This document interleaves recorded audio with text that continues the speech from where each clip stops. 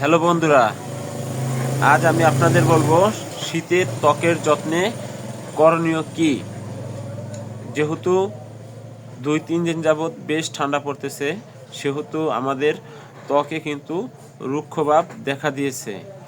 সেই রুক্ষভাব দূর করার জন্য আমাদের কিন্তু একটু সতর্ক এবং স্বাস্থ্যসম্মত খাবার খেতে হবে।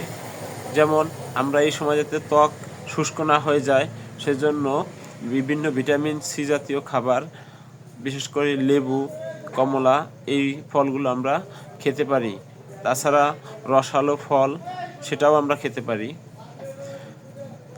ত্বক যাতে একেবারেই রুক্ষ এবং শুষ্ক না হয়, সেজন্য আপনি বিভিন্ন ময়শ্চারাইজিং ক্রিম বা লোশন ব্যবহার করতে পারেন।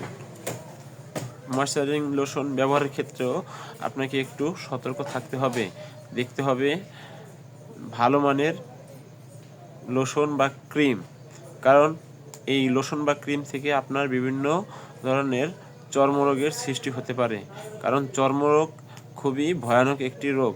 এই রোগ সচরাচর সহজে মানুষের শরীর থেকে যেতে চায় না।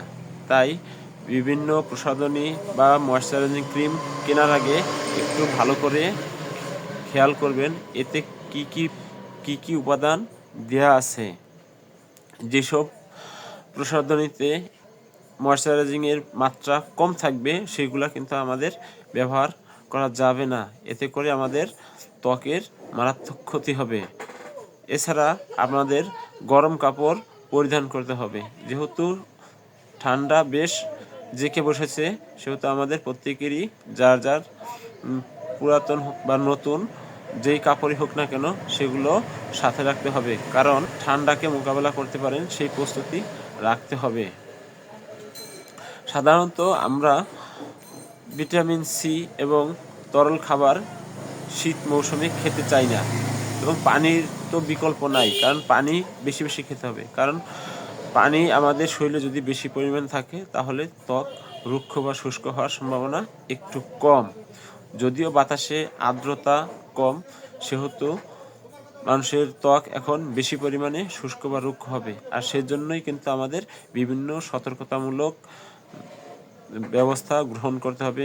বিশেষ করে শিশুদের ক্ষেত্রে আমাদের অতি সচেতন হতে হবে, কারণ শিশুরা আমাদের থেকে খুবই বেশি আক্রান্ত হয়।